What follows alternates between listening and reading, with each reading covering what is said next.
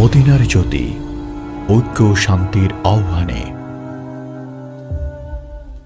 সম্মানিত হাজিরিন, সবার আগে সর্বপ্রথমেই আমরা শুকরিয়া জ্ঞাপন করে নিচ্ছি আল্লাহ সুবহানাহু ওয়া তাআলা জাল্লা জালালুহু ওয়া আম্মা নওয়ালুহুর আলিশান দরবারে, যে আল্লাহ সুবহানাহু ওয়া তাআলা আমাদেরকে ভালোবেসে মহব্বত করে আমাদেরকে নির্বাচন করে তার অসংখ্য অগণিত বান্দাদের থেকে বাছাই করে আজকের এমন একটি পবিত্র মাহফিল ঈদে মিলাদুন নবীর 12 দিনব্যাপী মাহফিলের প্রথম দিবসে আমাদেরকে এই মসজিদে আসার এবং বসার তৌফিক দিয়েছেন।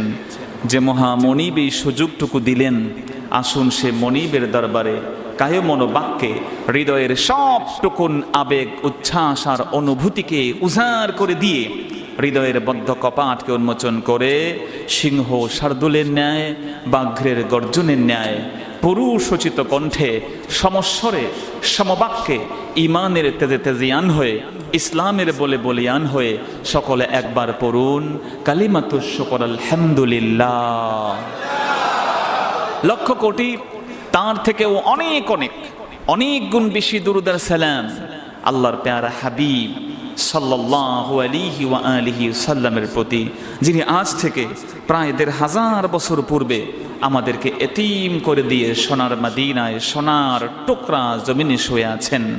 আল্লাহ পাক যাকে আজ থেকে প্রায় ১৫০০ বছর পূর্বে এমন এক জমিনে, এমন এক পৃথিবীতে প্রেরণ করেছিলেন, যেই জমিনটিতে এবং যেই সময়টিতে এমন একজন মহান ব্যক্তি, এমন একজন শেষ নবীর আগমনটা অতি প্রয়োজন ছিল। জোরে বলেন সুবহানাল্লাহ।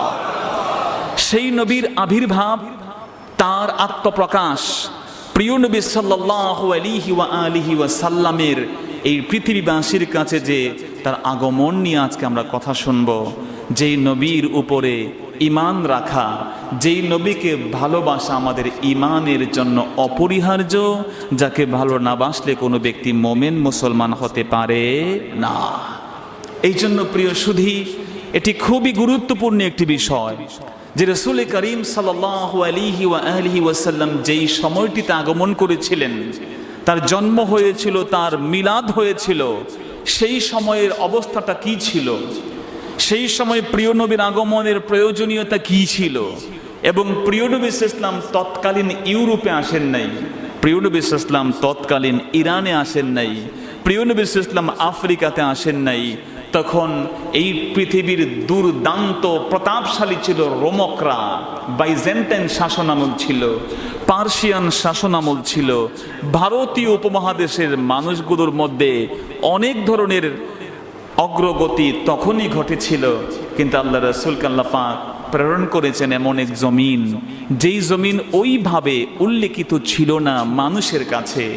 জাজিরাতুল আরবে আল্লাহর হাবিবকে আল্লাহ প্রেরণ করেছেন, সেই প্রেক্ষাপট আমাদেরকে জানা দরকার। রাসূলের হাকিকত আমাদের জানা দরকার। রাসূলুল্লাহ সাল্লাল্লাহু আলাইহি সাল্লামের জীবন ইতিহাস যখন আপনি না জানবেন, প্রকৃত ভালোবাসা, প্রেম, প্রীতি কিন্তু আসবে না। এজন্য ভাইয়ের আমার, যখন আপনি কারো পরিচয় জানবেন, কারো সম্পর্কে আপনি যখন তার আইডেন্টিফিকেশন জানতে পারবেন, তখনই আপনার শ্রদ্ধা, ভালোবাসা আরো অথেন্টিক হবে, আরো বেশি লজিক্যাল হবে। যদি আপনি আপনার পাশে থাকা একজন মুসল্লির পরিচয় না জানেন যে তিনি একজন বড় আলেম, তাহলে তার সম্পর্কে আপনার কিন্তু সম্মান, শ্রদ্ধা জানার আগে যেমন আর জানার পরে যেমন কখনো তা এক হবে না।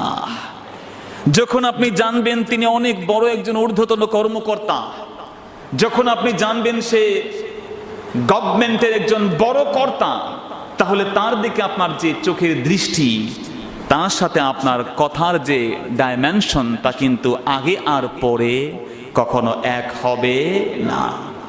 অত্যন্ত দুঃখজনক সত্য যে আমাদের যুব সমাজের মধ্যে প্রিয় নবী ইসলামের জীবন ইতিহাসের চর্চা খুবই কম, এবং যার কারণে আজকের এই ১বিংশ শতাব্দীর নাস্তিকরা, এইথিস্টরা, কাফেররা, মুশরিকরা একীভূত হয়ে আছে যে মুহাম্মদ সাল্লাল্লাহু আলাইহি সাল্লামের জীবন ইতিহাসকে কালিমা লিপ্ত করার জন্য চিল্লাই করুন নাউযুবিল্লাহ। এবং আমাদের যুবকদের হৃদয়ে নবী সম্পর্কে বিভিন্ন কনফিউশন তারা ঢুকিয়ে দিয়েছে। যে মুহাম্মদ সাল্লাল্লাহু আলাইহি ওয়াসাল্লাম তিনি বিয়ে করেছেন অনেক বেশি, তিনি অনেকগুলো সিদ্ধান্ত নিয়েছেন যা মানবতার সাথে যায় না, অনেকগুলো বিষয় আমার নবীর জীবনকে নিয়ে তারা শুভহাত কনফিউশন তৈরি করেছে, এবং আমাদের যুবকগুলো সেগুলো খুব সহজে অত্যন্ত সুস্বাদু ভাবে সেগুলোকে তারা গিলে ফেলছে, এবং এই গিলে ফেলার সাথে সাথে তারা ঈমান হারা হচ্ছে। চিল্লাই করুন নাউযুবিল্লাহ। কারণ আজকের পশ্চিমা সমাজ একথা ভালো করে বুঝে নিয়েছে, মুসলমানদের হৃদয় থেকে কোরআন মাজিদকে উঠাই নেওয়া যাবে। চিল্লাই কোন যাবে? কোরআনের যতগুলো কপি আছে, যতগুলো অ্যাপ্লিকেশন আছে, যতগুলো পিডিএফ ভার্সন আছে, সব যদি তারা চুরি করে নেয়, তারপরেও কোরআনকে তারা মিটিয়ে নিতে পারবে না। একটু আগেই তো কোরআনের হাফেজরা এখানে বসে বসে আপনাদের সাথে ছিল। এমন লক্ষ লক্ষ কোটি কোটি সিনার ভিতরে আল্লাহ সুবহানাহু ওয়া তাআলা কোরআনকে ঢুকিয়ে দিয়েছেন, যা নিশ্চিহ্ন করা যাবে না। এই জন্য ভাইয়ের আমার, তারা বুঝতে পেরেছে কি করতে হবে, যে আমাদের বুঝে এসে গেছে কোরআনকে মিটিয়ে দেওয়া সম্ভব, ইট ইজ কোয়াইট ইম্পসিবল। কারণ আমেরিকাতে, ইংল্যান্ডে 1 লক্ষ কোরআন শরীফ চেঞ্জ করার মাত্র 2 দিন পরে কালেমা পড়ে মুসলমান হয়েছে। চিল্লাই কোন সুবহানাল্লাহ। সে কোরআন শরীফের সাথে সে যখন এনিমিটি করলো, শত্রুতা সূচনা করলো, 2 দিন পরে সে মুসলমান। লোকজন জিজ্ঞেস করলো, হোয়াই ডু ইউ এমব্রেস ইসলাম, কেন ইসলাম গ্রহণ করেছো, অথচ তুমি হচ্ছে সেই ব্যক্তি যে কোরআনকে চেঞ্জ করেছো। লিমাজা আসলামতা, কেন ইসলাম গ্রহণ করেছো? সে বলল, ভাই আমি কেবল কোরআন শরীফকে চেঞ্জ করি নাই, I have changed the whole divine books in this world. এই পৃথিবীর সব কিতাবকে চেঞ্জ করেছি, Tawrat, Zabur, Injil, Old Testament, New Testament, Zend Avesta, Bhagavad Gita, Ramayana, যেগুলোকে তোমরা আসমানি কিতাব বলো, সব চেঞ্জ করছি। কেউ ধরতে পারে নাই। কিন্তু যখন কোরআন শরীফকে চেঞ্জ করলাম, একটা দিন যায় নাই, একদিন পরে একজন ছোট্ট শিশু এসে আমাকে বলল, uncle this is not our Quran. রে আমার চাচা, এটা যে কোরআন তুমি দান করেছো, এই কোরআন তো আল্লাহর নবী মুহাম্মদ সাল্লাল্লাহু আলাইহি সাল্লামের উপরে নাজিল হওয়া কোরআন, এই কোরআন না। তুমি কেমনে বুঝলা? তুমি কি পড়তে জানো? আমার ধারণা ছিল ছোট্ট শিশু আসমানি কিতাব কি পড়বে, আমরা তো আমাদের বাইবেল পড়তেই মাথা খারাপ হয়ে যায়। সেই শিশু আমাকে বলল, চাচা তুমি যে কোরআনুল মাজিদ আমাদেরকে দিয়েছো, তার জেরের জায়গায় জবর দিয়েছো, নুনকে বা বানিয়েছো, তাকে ইয়া বানিয়েছো, নুক্তাগুলো উপরের গুলো নিচে দিয়েছো, হারাকাতগুলো উপরেরটা নিচে দিয়ে তুমি যখন অন্যায় করেছো। এই কোরআন মাজিদ কেবল পড়তেই পারি না, বরং এই কোরআন মাজিদের যে কয়টি হরফ, যে কয়টি নুক্তা, যে কয়টি হারাকাত আছে, খোদার কসম সবগুলো হারাকাত গুলোকে আমার আল্লাহ আমার সিনাতে লিপিবদ্ধ করে দিয়েছে। সবগুলো আমি মুখস্থ করে ফেলেছি। I have tried him, আমি তাকে এক্সামিন করেছি, এক্সপেরিমেন্ট করেছি। বলো তো এই জায়গা ওই জায়গা। খোদার কসম রে ভাইয়ারা, যেই জায়গা থেকে আমি ওই ছোট্ট শিশুকে আজ করা শুরু করলাম, আমি দেখলাম ছোট্ট শিশু একটু চিন্তা লাগে না, শুরু করার সাথে সাথে বিড় করে সবগুলো তেলাওয়াত করা শুরু করে দিয়েছে। আমি বুঝতে পারলাম it is one of the most influential books of the world. এই পৃথিবীর একমাত্র কিতাব যা আল্লাহ বলেছেন এটাকে কেউ কোনো পরিবর্তন সংযোজন বিয়োজন করতে পারবে না। কিয়ামত পর্যন্ত একটা কিতাবের গ্যারান্টি আল্লাহ দিয়েছেন, এর মধ্যে সন্দেহও নাই। ভুল তো দূরে থাক, ভুলের কোনো প্রকারের কনফিউশন সন্দেহ করা যাবে না। অতএব আমি বুঝতে পেরেছি এটার উপর আমার ঈমান না আনে কোনো উপায় নাই। এমন হাজারো লক্ষ মানুষ কেবলমাত্র বিশ্বনবীর একটি জীবন্ত মুজিজা, এর উপরে তারা ঈমান আনতে আজকে বাধ্য হচ্ছে। চিল্লাই কোন সুবহানাল্লাহ। অতএব সব নবীর মুজিজা ইলিমিনেটেড হয়ে গেছে, নবীর ইন্তেকাল সাথে সাথে মুজিজা শেষ। কিন্তু একজন নবীর মুজিজা ইন্তেকাল হয়ে গেছে, এখনো আছে, কিয়ামত পর্যন্ত থাকবে। চিল্লাই কোন সুবহানাল্লাহ। এটা হচ্ছে আল কোরআন। ভাইয়েরা আমার, এই জন্য আজকের পশ্চিমা সমাজ খুব ভালো করে বুঝে ফেলেছে কোরআন শরীফকে পৃথিবী থেকে মিটিয়ে দেওয়া যাবে না, বরং এমনও দেখা গেছে আগুন লেগে সব কিছু পুরে ছাই হয়ে গেছে, কোরআন পড়ে নাই, রক্ষা করেছেন যিনি তিনি কে? অতএব এটি দেখেছে, এটি কোনোভাবে এটিকে ডিলিট করা যাবে না। এত করতে হবে কি, কোরআনের সাহেব যারা যারা এই কোরআন শরীফকে মানা উচিত ছিল, এই কোরআন শরীফকে বুকে নিয়ে চুমু খাওয়া দরকার ছিল, এই সমস্ত মানুষগুলোর মধ্যে কোরআনের যে শিক্ষা, কোরআন শরীফের যে তালিম, এটিকে কিভাবে উঠাই দেওয়া যায়, পারিবারিক যে বন্ড, যে কানেকশন, পারিবারিক যে কমিউনিকেশনকে কিভাবে আরো বেশি শ্লথ করে দেওয়া যায়, আরো কিভাবে ইমানের যে মেরুদণ্ড প্রিয় মুহাম্মদ ইসলামের উপরে আঘাত করা যায়, এই চিন্তায় আজকে তারা কিঞ্চিত সফল হয়ে গেছে। চিল্লাই কর নাউযুবিল্লাহ। এই জন্য ভাইয়ের আমার বিনয়ের সাথে বলতে হবে যে আজকে আমাদের যুবকদের মধ্যে আমার নবীর জীবন ইতিহাসের চর্চা নাই, তারা পড়তে চায় না, তারা প্রিয় নবী ইসলামের জীবনী পড়তে গিয়ে তারা আনন্দ বোধ করে না। তারা আজকে ওয়াজ নথিও শুনে, লেকচার গুলো শুনেও যেটুকু শুনতো তাও আজকে ভায়াস্ট হয়ে আছে। কথা বলেন ঠিক কি না? আজকে মাহফিল গুলো হাসি তামাশার মঞ্চ, রঙ্গ মঞ্চ হয়ে দাঁড়িয়েছে। কথা বলেন ঠিক কি না? মাহফিল গুলোতে আজকে হাসির মঞ্চ, হাসির ওয়াজ, কান্নার ওয়াজ, কে কাকে কিভাবে বেইজ্জত করেছে তার থাম্বনেল বানিয়ে আজকে মাহফিল গুলোকে ভায়োলেট করা হচ্ছে। বিনোদন দেখার জন্য আজকে কৌতুক দেখা লাগে না, মানুষ ইউটিউবে মাহফিল সার্চ করে। কথা বলেন ঠিক না? এগুলো খুব দুঃখজনক ব্যাপার। অথচ আল্লাহ সুবহানাহু ওয়া তাআলা বলেছেন, ফাযাক্কির ফাইন্না যিকরা তানফাউল মুমিন। মানুষকে তুমি জিকির করাও, মানুষকে তুমি বারবার নসিহত করো, মানুষকে বেশি বেশি তালিম দাও, তাতে করে মানুষের একটু উপকার হবে। কিন্তু আজকে তালিমের সেই জায়গাটাও আজকে অত্যন্ত দুঃখজনক ভাবে নষ্ট হয়ে গেছে। এটার পিছনেও কিন্তু অনেক বিশাল মাপের ষড়যন্ত্র মিডিয়া কিন্তু শুরু করে দিয়েছে। আমরা আজকে তা বুঝতে পারছি না, আমরা না বুঝেই কিন্তু এই বিপদে পড়ে যাচ্ছি ভাইয়েরা আমার।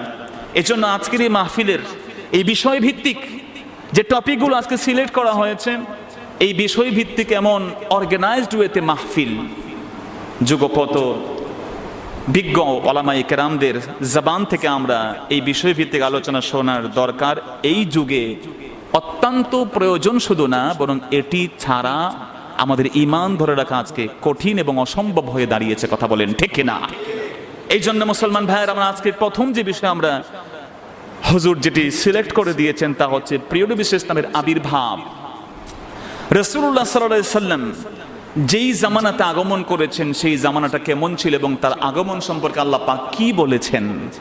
আল্লাহ বলছেন, লাকাদ জাআকুম রাসূলুম মিন আনফুসিকুম আজিজুন আলাইহি মা আনিতুম হারিসুন আলাইকুম বিল মুমিনিনা রাউফুর রহিম। সূরাতুত তাওবার 128 নম্বর আয়াত। আল্লাহ বলছেন, লাকাদ জাআকুম রাসূল, অবশ্যই তোমাদের কাছে এসে গেছেন একজন রাসূল। এই রাসূল কেমন? রাসূল হচ্ছেন মিন আনফুসিকুম। এই রাসূল আকাশ থেকে নাজিল হন নাই, এই রাসূল জমিন থেকে ফুরে বের হন নাই, এই রাসূলকে আমি হঠাৎ করে জিন জাতি ফেরেশতাদের মধ্য থেকে আমি তোমাদের কাছে আমি সেন্ড করি নাই, বরং তিনি আগমন করেছেন মিন আনফুসিকুম, তোমাদের স্বজাতি থেকে, তোমাদের মধ্য থেকে তিনি আগমন করেছেন। তার গুণাগুণ কেমন? তিনি এমন এক নবী, তিনি হচ্ছেন আজিজুন আলাইহি মা আনিতুম, তিনি অত্যন্ত দয়াদ্র, অত্যন্ত ভদ্র, অত্যন্ত বেশি মহব্বতকারী, অত্যন্ত বেশি সহ্য এবং ধৈর্যশীল। মা আনিতুম, যে বিষয়ে তোমরা কষ্ট পাও, এমন এক নবী যিনি তোমাদের কষ্ট সহ্য করতে পারেন। জেরে বলেন পারেন। প্রিয় নবী ইসলাম তিনি উম্মতের কষ্ট কখনো সহ্য করতে পারেন? শুধু তাই না, আল্লাহ বলছেন হারিসুন আলাইকুম, তোমাদের ব্যাপারে তিনি বড় উদ্বিগ্ন, তোমাদের খবর রাখার জন্য তিনি সদা সর্বদা নির্ঘুম রাত কাটান। আমার বন্ধু আল্লাহ পাক রব্বুল আলামিনকে তার নবী সাল্লাল্লাহু আলাইহি সাল্লাম উম্মতের দরদি হওয়ার জন্য তিনি চেয়েছেন, রব্বুল আলামিন সেই দরদ দিয়ে দিয়েছেন। আজও পর্যন্ত উম্মতের মহব্বতে আমার নবী রওজায়ে আতহারে কাঁদেন। জোরে বলেন সুবহানাল্লাহ। বিল মুমিনিনা রাউফুর রহিম, ইমানদার যারা, বিলিভার যারা, তাদের ব্যাপারে রাসূল সাল্লাল্লাহু আলাইহি ওয়াসাল্লাম কেমন? তিনি অত্যন্ত দয়ালু, অত্যন্ত দয়াদ্র। জোরে বলেন সুবহানাল্লাহ। অতএব এই আয়াতকে সামনে রেখে আমরা কথা বলার চেষ্টা করব। আল্লাহ পাক তৌফিক দেন, জোরে বলেন আমিন। যদি সময় খুব বেশি না, আমরা কিছু গুরুত্বপূর্ণ কথা শোনার চেষ্টা করব। আল্লাহ পাক তৌফিক দেন, জোরে বলেন আমিন। রাসূল পাক সাল্লাল্লাহু আলাইহি ওয়া আলিহি ওয়াসাল্লাম যে সময়টাতে তিনি আগমন করবেন, মনে রাখতে হবে যে রাসূল সাল্লাল্লাহু আলাইহি ওয়াসাল্লাম যে আগমন করেছেন, যেই সময় তার জন্ম হয়েছে, সেই সময়টাতে রাসূল আকরাম সাল্লাল্লাহু আলাইহি ওয়া আলিহি ওয়াসাল্লামের আগমনটাই একমাত্র তার হাকিকত নয়, এটি তার জুহুর, এটি তার বহিঃপ্রকাশ। এজন্য আমরা বলছি আবির্ভাব। কারণ রাসূল যে রাসূল, মুহাম্মদ সাল্লাল্লাহু আলাইহি ওয়াসাল্লাম যে আল্লাহর নবী এবং রাসূল, তিনি যে আউয়ালুল মুসলিমিন, তিনি সবার আগের নবী এবং রাসূল, তা আল্লাহ সুবহানাহু ওয়া তাআলা পবিত্র কোরআনে পাকে আমাদেরকে জানিয়ে দিয়েছেন। চিল্লাই কোন সুবহানাল্লাহ। তিনি যে সবার আগের নবী, সমস্ত মুফাসসির একমত। আল্লাহ রাব্বুল আলামিন সবার আগে যখন রূহের জগতে আমাদেরকে জিজ্ঞেস করলেন, আলাস্তু বিরাব্বিকুম, আমি কি তোমাদের রব নই?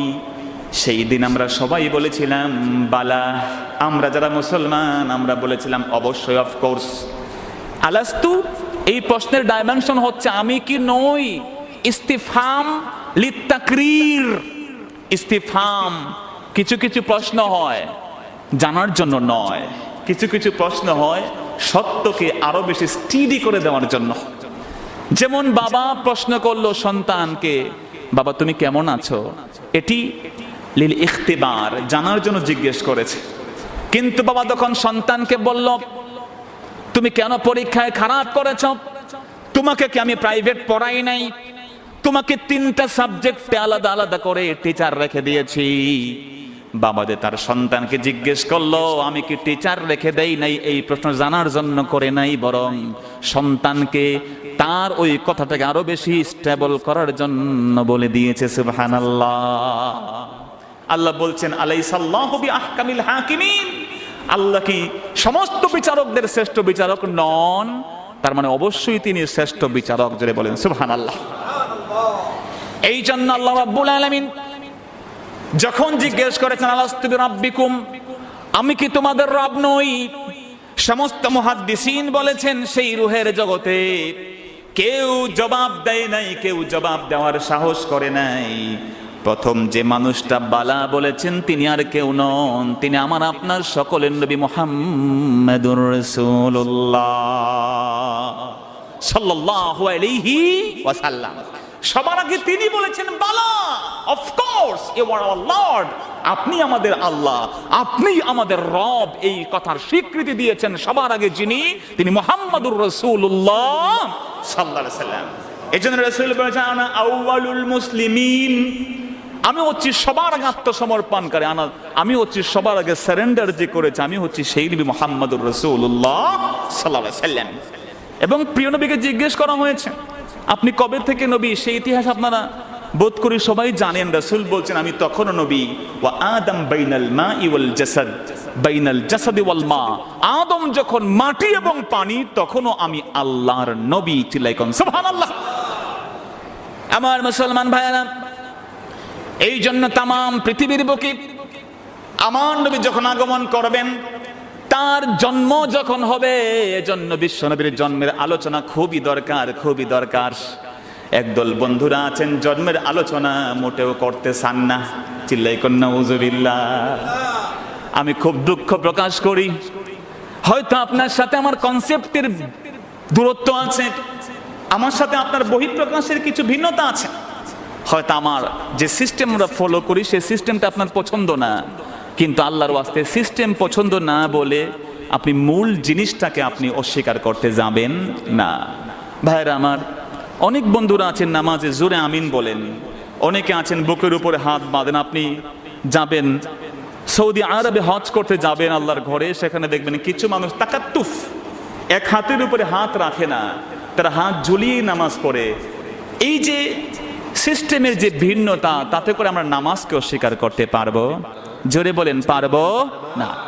এজন্য কিছু কিছু বৈপরীত্য, কিছু কিছু ঝগড়া মানুষকে কখনো কুফুরির দিকে নিয়ে যায়, চিল্লাই কর নাউজুবিল্লাহ। যে বেশি বেশি ঝগড়া করে এক্সট্রিম পথ বেছে নেয়, অন্যকে বাতিল বলে, অন্যকে বিভ্রান্ত বলে, অন্যের বিরুদ্ধে এমন কিছু কথা বলে যেই কথা আসলে ইসলামের কথা নয়। হযরত আবু বকর সিদ্দিক একদিন দাঁড়িয়ে আছেন, বিশ্বনবী সাল্লাল্লাহু আলাইহি ওয়াসাল্লাম দাঁড়িয়ে আছেন, দেখলেন একজন মুসলিম আবু বকর সিদ্দিককে গালি দিচ্ছে। আবু বকর সিদ্দিক চুপ করে আছেন, তিনি কিন্তু কোনো জবাব দেন না। ওই মানুষটি বাড়াবাড়ি করতে করতে এমন বাড়াবাড়ি শুরু করে দিল, সাইয়েদনা আবু বকর সিদ্দিক আর চুপ থাকতে পারলেন না, পাল্টা জবাব ছুড়ে দিলেন। বিশ্বনবী বললেন, আবু বকর থামো, এতক্ষণ আমি দেখেছিলাম এই নির্বোধ মানুষটা যখন তোমাকে গালি দিচ্ছে, তুমি যখন চুপ ছিলে, আল্লাহ রাব্বুল আলামিন তোমার পক্ষ থেকে একজন ফেরেশতা নিয়োগ করেছেন, সব কয়েকটা জবাব ওই ফেরেশতা দেওয়া শুরু করে দিয়েছিল। কিন্তু যখন তুমি নিজে জবাব দেওয়া শুরু করলে, সেই জবাব জাহেলদের বিরুদ্ধে যখন দেওয়া শুরু করেছ, শয়তান এসে গেছে, আল্লাহর নূরের ফেরেশতাকে তাড়িয়ে দিয়ে সে তোমার কাঁধে ভর করে নিয়ে নিয়েছে। ওয়া ইযা খাতাবাহুমুল জাহিলুনা ক্বালু সালামা। জাহেল যখন কথা বলে তখন খুব বুদ্ধি দীপ্ত ভাষায় আপনাকে জবাব দিতে হবে ভাইরা আমার। এজন্য প্রিয় নবী সাল্লাল্লাহু আলাইহি ওয়াসাল্লামের বংশ, তার পরিচয়, তার হাকিকত, তার ইনসানিয়ত আমাকে জানতে হবে। তাহলে আপনি এমন বিভ্রান্ত হবেন যে বিভ্রান্তি থেকে বাঁচার কোনো সুযোগ আপনার থাকবে। কারণ আল্লাহ নবী অতি সেনসিটিভ একটা ইস্যু, এমন একজন সেনসিটিভ, অত্যন্ত স্পর্শকাতর একজন ব্যক্তিত্ব, যার সাথে সামান্য একটু এলোথেলো হলে আপনার ঈমান, আপনার নামাজ, আপনার কোরআন, এটা আপনার এই কণ্ঠনালীর ভিতরে আর ঢুকবে না। রাসূলুল্লাহ বলেছেন, অনেক মানুষ তুমি দেখবে তাহকিরুনা সালাতাকুম, শেষ জামানায় কিছু মানুষের নামাজ এমন হবে যে নামাজ দেখে তুমি তোমার নামাজকে কিচ্ছু মনে করবে না। তুমি তোমার নামাজকে দেখে অত্যন্ত নিরাশ হবে, তুমি ফ্রাস্ট্রেটেড হবে যে কি ব্যাপার, এই লোকটার নামাজ এত সুন্দর, তার কোরআন তেলাওয়াত শুনে তুমি মন্ত্রমুগ্ধের মতো শুনতেই থাকবে, তার আলোচনা শুনে তুমি পাগল পারা হয়ে যাবে, এত সুন্দর করে গুছানো বক্তব্য মানুষটা কেমনে দেয়। কিন্তু আমার রাসূল বলেছেন, ওই মানুষগুলো দিন থেকে এমন ভাবে বের হবে, ধনুক তেমন তীর থেকে, তীর তেমন ধনুক থেকে বের হয়ে যায়। ঠিক যেমনি আটার খামির থেকে যেমন পোকামাকড়কে যেমন টানা হেসে বের করে দেওয়া হয়, তারা ঈমান থেকে তেমন বের হয়ে যাবে। অতএব খবরদার, বিশ্ব নবীর প্রতি ঈমান ঠিক না রাখলে আপনার ঈমান ঠিক থাকবে না। এজন্য রাসূলকে নিয়ে বাড়াবাড়িও করা যাবে না, আর আমার নবীকে সারাসারিও করা যাবে না। আল্লাহ বলছেন, লাকাদ জাআকুম রাসূলুম মিন আনফুসিকুম, অবশ্যই তোমাদের মধ্যে একজন রাসূল এসে গেছেন যিনি তোমাদের স্বজাতির। তাহলে বোঝা গেল আমার রাসূল অবশ্যই হিউম্যান বিং, তিনি অবশ্যই মানুষ, তিনি অতি ইন্দ্রিয় কিছু নন, তিনি অবশ্যই ফেরেশতা নন, জিন নন, কিচ্ছু নন। আমার নবী অবশ্যই তিনি মানুষ, কিন্তু তিনি এক্সট্রা অর্ডিনারি মানুষ, তিনি অসাধারণ মানুষ, তিনি এই জগতে তার ইকুইভ্যালেন্ট, তার প্যারালাল, তার সিমিলার কোন পৃথিবীতে মানুষ তো ভালো কোন নবী, কোন রাসূল, কোন আউলিয়া কেউ নাই। চিল্লাই কোন সুবহানাল্লাহ। এজন্য আল্লাহ বলছেন, লাকাদ জাআকুম রাসূলুম মিন আনফুসিকুম, মুহাম্মদ সাল্লাল্লাহু আলাইহি ওয়াসাল্লাম আমার নবী, আমার রাসূল, তিনি আগমন করেছেন তোমাদের মধ্যে, তোমাদের জীবন, তোমাদের সংসার, তোমাদের বংশের মধ্য থেকে। আমার রাসূল তিনি আল্লাহর কোন আসমানি ফেরেশতা ছিলেন না, এই পৃথিবীর কোন জিন ছিলেন না, তিনি পৃথিবীর কোন রক্ষিত ভূগর্ভের সম্পদ ছিলেন না, তিনি ছিলেন আমাদের এই পৃথিবীর বংশের, এই পৃথিবীতে পরিচিত একটা বংশের সর্বশ্রেষ্ঠ মানুষ। চিল্লাই কোন সুবহানাল্লাহ। এই জন্য রাসূলকে আপনি ভিন্ন কিছু চিন্তা করলে যেমন চলবে না, আবার ঠিক একইভাবে রাসূল সাল্লাল্লাহু আলাইহি ওয়াসাল্লামকে মানুষ তিনি বলেছেন, সে কারণে আমাদের মতো অ্যাজ ইউজুয়াল মানুষও প্লিজ মনে করা যাবে না। কোরআনে পাক এর দ্বারা কিছু মানুষ হেদায়েত যেমন পাবে, কোরআনে পাক দ্বারা কিছু মানুষ বিভ্রান্ত হবে। ইউদিল্লু বিহি কাসীরা ওয়া ইয়াহদি বিহি কাসীরা। আল্লাহ নিজে বলছেন, কোরআনে পাক একদল মানুষকে সৎপথ দেখাবে, আরেক দল মানুষকে বিভ্রান্ত করবে। যখন খারিজরা বের হয়ে গেল, ওসমান রাদিয়াল্লাহু আনহুর ইন্তেকালের পরে হযরত আলী আবু মুসা আশআরীকে বললেন, তুমি আমার বিচারক। হযরত আমির মুয়াবিয়া বললেন, আমর ইবনুল আসকে তুমি আমার পক্ষ থেকে হাকিম, তুমি আমার বিচারক, তুমি আমার বিচারক, আমরা খেলাফতের বিষয়ে তোমাদের কাছে ফয়সালার দায়িত্ব দিলাম, তোমরা আমাদের রিপ্রেজেন্টেটর, তোমরা আমাদের মধ্যে এটা সমাধান করে দিলে। যখন আলী একজনকে তার খলিফা, তার হাকিম নিয়োগ করলেন এবং মুয়াবিয়া রাদিয়াল্লাহু আরেকজনকে হাকিম নিয়োগ করলেন, একদল মুসলমানদের মধ্য থেকে কোরআন সুন্দর মতে পড়েন, নামাজ ভালো মতো পড়েন, হারাম খান না আমার ভাইয়েরা। তারা বের হয়ে বলল, ইনিল হুকমু ইল্লা লিল্লাহ, আল্লাহ বলেছেন ইনিল হুকমু ইল্লা লিল্লাহ, তার মানে হলো আল্লাহ ছাড়া কোনো হাকিম নাই। যে ব্যক্তি আল্লাহ ছাড়া অন্য কোনো ব্যক্তি হাকিম বানাইলো সে বিপদে পড়ে গেল। পবিত্র কোরআনে আল্লাহ বলছেন ইনিল হুকমু ইল্লা লিল্লাহ, আল্লাহ ছাড়া কাউকে হাকিম বানানো যাবে না। যেহেতু আলী এবং মুয়াবিয়া এই পৃথিবীর মধ্যে দুইজন মানুষকে তারা বিচারক বানিয়েছেন, তার মানে হলো কোরআনের বিধান লঙ্ঘন করেছেন, তারা দুইজন কাফের হয়ে গেছে, নাউজুবিল্লাহ। তারা এত ভালো আমলদার ছিল ভাইরা আমার, বরং ইতিহাসের কিতাব বলছে একবার তারা রওনা হয়েছে আলী মুয়াবিয়ার বিরুদ্ধে যুদ্ধ করতে। খারেজিরা বের হয়ে যখন একজন কেউ তাদের ছাগল খেয়ে ফেলছে, একজন পথিকের 4 দিন স্টে করেছে, আমরা সফর করব না যতক্ষণ না আমরা তার কাছে পার্ডন, মাফ না চাইব, যে ভাই আমাদের ভুল হয়েছে। মালিক খুঁজতে খুঁজতে 4 দিন লেগেছে। 4 দিন এক জায়গাতে অবস্থান করেছে যে একজন ব্যক্তির মাল ভুল ক্রমে খেয়ে ফেলেছে, এই মাফ না চেয়ে সামনে আগানো যাবে না। আমলটা কত মজবুত তাদের ছিল আমার মুসলমান ভাইরা। সেজন্য মনে রাখতে হবে যে এই পৃথিবীতে এই কোরআনে পাকের এই বিধানকে তারা ধরতে গিয়ে তারা কিন্তু সাহাবায়ে কেরামদের বিরুদ্ধে এই মতবাদ প্রতিষ্ঠা করেছে এবং আজও পর্যন্ত একদল মানুষ এই মতবাদের উপরে কিন্তু আছে। তারা কিন্তু ইসলাম এবং মুসলমানদের পরিচয় নিয়েই বহন করছে, পাগড়ি পড়ছে, কোরআন শরীফ পড়ছে। এমনকি আপনি শুনলে অবাক হবেন, তারা যখন বিতিরের নামাজ পড়ে, বিতিরের নামাজ পড়ার পরে তারা দুহাত তুলে দোয়ায়ে কুনুত পড়ে, আপনারা জানেন।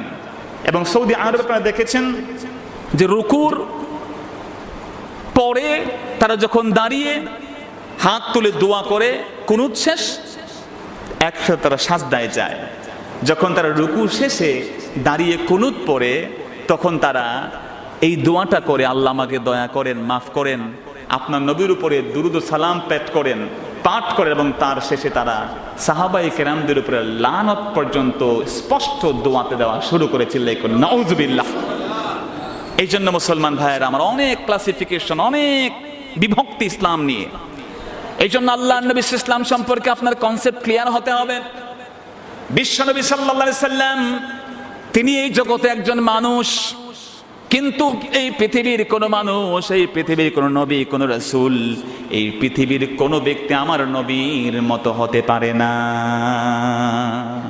যদিও আল্লাহ বলেছেন, বন্ধু আপনি বলে দেন ইন্নামা আনা বাশারুম মিসলুকুম, আমি তোমাদের মতো মানুষ।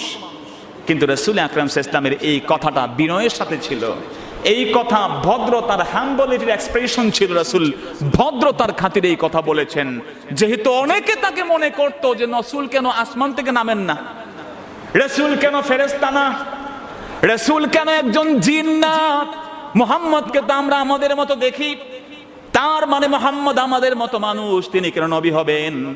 মুহাম্মদ তো হওয়া দরকার অন্য কিছু। আল্লাহ বুঝাই দিলেন, না না, এই পৃথিবীর যারা নবী হবেন স্বজ্ঞাতীয় স্বগোত্রীয় নবী হবেন, আকাশ থেকে নাজিল হয়ে কেউ নবী রাসূল হবেন না। সুবহানাল্লাহ।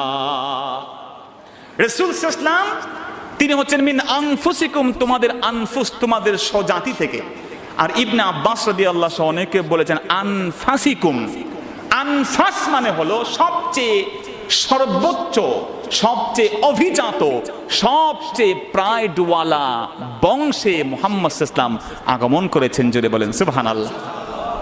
রাসূল যখন আসবেন তখন বিভিন্ন জাতি পৃথিবীতে প্রতিষ্ঠিত ছিল। একদল ছিল বাইজেন্টাইন শাসন আমল, যারা রোম সাম্রাজ্যের বিশাল বিশাল এলাকা তাদের অধীনে ছিল, বিশাল বিশাল এলাকা। সিরিয়া বলেন, ঠিক তেমনি করে ইউরোপের বিভিন্ন দেশ, এই পৃথিবীর বড় বড় উত্তর আফ্রিকার বিশাল অঞ্চল রোমকদের অধীনে ছিল। রোম বাদশাদের মধ্যে এই অবস্থা ছিল, তাদের বাদশাকে শ্রদ্ধা করা লাগতো, তাদের বাদশাকে বুকে হাত দিয়ে মাথা নিচু করে দাঁড়িয়ে থাকা লাগতো। বাদশা যা বলতো তাই হুকুম ছিল। তাদের মধ্যে একঘেয়ামি ছিল, তাদের মধ্যে বিভিন্ন ধরনের ধর্মের বিকৃত চর্চা সেই সময় চালু ছিল। বন্ধুরা আমার, বিশেষ করে সেই সময় পারসিক, ইরান, উজবেকিস্তান, এই সমস্ত জায়গা নিয়ে মধ্য এশিয়া সহ একটা বিশাল জায়গা ছিল পারসিকদের অধীনে। সেই শিয়াদের যে অবস্থা আজকে, সেই জায়গাতে সেই সময় পারসিকদের পৌত্তলিকতার একটা বিস্তার ছিল। জাজিরাতুল আরব তখন ছিল, যেই মানুষগুলো ছিল সহজ সরল, যেই মানুষগুলোর মধ্যে এই সমস্ত কুটিল চিন্তা ভাবনা ছিল না। আর ভারতীয় উপমহাদেশে তখন গণিত শাস্ত্র, অনেক শাস্ত্রের মধ্যে চিকিৎসা শাস্ত্র সহ অনেক শাস্ত্রের উৎপত্তি ঘটেছিল, কিন্তু তাদের মধ্যেও মূর্তি পূজা, তাদের মধ্যেও কোটি কোটি দেবতার পূজা এমন অন্ধ বানিয়ে দিয়েছিল যে গোটা পৃথিবীর যেদিকে মানুষ তাকাবে সেই দিকেই কিন্তু মানুষের হাহাকার, সেদিকেই কালো ঘন অন্ধকার ছিল। এবং সেই অন্ধকারাচ্ছন্ন জমিনে একজন স্থায়ী নবী এই পৃথিবীতে আগমন করাটা অবশ্যম্ভাবী হয়ে গিয়েছিল। চিল্লাইকুন সুবহানাল্লাহ। বিশেষ করে আল্লাহ নবীকে আল্লাহ ইউরোপে পাঠান নাই, আফ্রিকাতে পাঠান নাই, বিশ্বনবী ইসলামকে আল্লাহ পাক ভারতে পাঠান নাই, রোম সাম্রাজ্যের মধ্যে পাঠান নাই, পারসিকদের মধ্যে পাঠান নাই, পাঠিয়েছেন জাজিরাতুল আরবের অখ্যাত এক জমিনে। তার অনেকগুলো কারণ, তার মধ্যে প্রধান কারণ ছিল অন্য যতগুলো জায়গার মানুষের ধ্যান ধারণা ছিল বড় কুটিল। তাদের মধ্যে খ্রিস্ট ধর্মের চর্চা ছিল, ইহুদি ধর্মের চর্চা ছিল, বৌদ্ধ ধর্মের চর্চা ছিল। এই চর্চাগুলো এত বিকৃত রূপ লাভ করেছিল, যার কারণে নতুন একটি ধারণা তাদের মনে দেওয়া বড় কঠিন ছিল। ওখানে নতুন একটি কনসেপ্ট সুন্দর করে ধুয়ে মুছে তাদের মনোজগতে বুঝিয়ে দেওয়া, এটা অত্যন্ত জটিল এবং কঠিন ছিল, যেটা আরবদের মধ্যে এত কঠিন ছিল না। আরবরা যা বলতো স্পষ্ট, আরবরা যা করতো একেবারে ভিতরে বাহিরে সমান। আরবদের মধ্যে এত জটিলতা কঠিনতা ছিল না, আরবদের মধ্যে মিথ্যার প্র্যাকটিস ছিল না, আরবদের মধ্যে কখনো কোনো বিষয়ে ষড়যন্ত্রের চিন্তা করবে, কাউকে ঠকাবে, এই চিন্তা ধারা ছিল না। চিল্লাইকুন সুবহানাল্লাহ।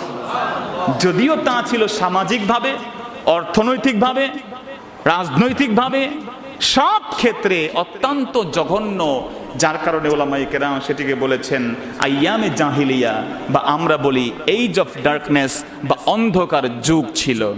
প্রিয় মুসলমান ভাইয়েরা, সেই সময়ের আরবরা ছিল সাহিত্য প্রেমী। তাদের মধ্যে কেউ কবি হতে হলে মিনিমাম 18,000 কবিতা মুখস্থ করা লাগতো। চিল্লাইকুন সুবহানাল্লাহ। তাদের মধ্যে কোনো মানুষ কোনো মানুষকে ঠকাবে এই চিন্তাই করতো না।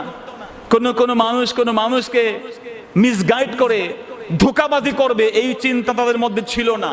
তারা মূর্তি পূজক ছিল, তারা যা করত ওপেনলি করত। তাদের মধ্যে একটি কোনো প্রকারের এই সমস্ত ইহুদি নাসারা বা বৌদ্ধ অথবা কোনো ভিন ধর্মের অনুসরণের কোনো একটি বিষয় ছিল না, বরং অনেকেই ছিলেন তাদের মধ্যে দ্বীনে হানিফ, বা যেই ধর্মের উপরে ইব্রাহিম আলাইহিস সালাম তাদেরকে রেখে গেছেন। চিল্লাইকুন সুবহানাল্লাহ। এই জন্য আল্লাহ পাক তার নবীকে অন্য কোথাও না পাঠিয়েছেন আরবে। দ্বিতীয় কারণ হলো, দ্বিতীয় যেই কারণ ওলামায়ে কেরাম বলেছেন তা হলো, এই জাজিরাতুল আরবে আল্লাহ রাব্বুল আলামিন মক্কাতুল মুকাররমা তৈরি করেছেন। আর এই মক্কাতুল মুকাররমা হচ্ছে এই পৃথিবীর সবচেয়ে উম্মুল কোরা, যাকে আল্লাহ পাক বলেছেন উম্মুল কোরা মানে সমস্ত জমিনের মূল। এই পৃথিবীটা তখনও ছিল না। গোটা পৃথিবীতে আল্লাহ রাব্বুল আলামিন সবার আগে যেইখানে জমিন তৈরি করেছেন, সেই জমিন আর কোনো জমিন না, তা হলো কাবা শরীফের জমিন। সুবহানাল্লাহ। এজন্য আল্লাহ বলেছেন উম্মুল কোরা, কোরা মানে কারিয়াতুনের বহু বচন।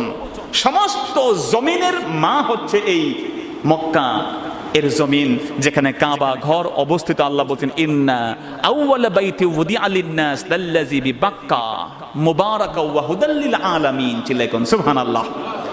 নিশ্চয়ই প্রথম ঘর ইবাদতের জন্য আল্লাহ রাব্বুল আলামিন যেই জমিনে তৈরি করেছেন তা হলো মক্কা নগরী। এই মক্কা নগরী থেকে আল্লাহ পাক গোটা পৃথিবীর জমিনকে বিস্তৃত করেছেন। যেহেতু মক্কা হচ্ছে সর্বপুরান জমিন, এখানে আল্লাহর ঘর তৈরি করা হয়েছে। সেই জন্য আল্লাহ রাব্বুল আলামিন এই মক্কাতুল মুকাররমাতে এই পৃথিবীর সবশেষ নবী মুহাম্মদ সাল্লাল্লাহু আলাইহি সাল্লামকে প্রেরণ করেছেন। সুবহানাল্লাহ। আমার রাসূল সেখানে আগমন করেছেন।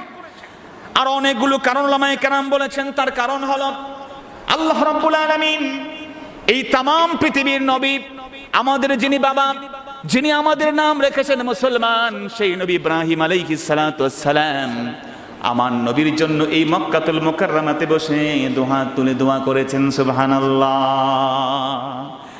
সূরাতুল বাকারার 129 নম্বর আয়াতে আল্লাহ বলছেন, হযরত ইব্রাহিম যখন কাবা ঘর তৈরি হয়ে গেল, দুই হাত তুলে তার সন্তান সহ দোয়া করা শুরু করেছেন।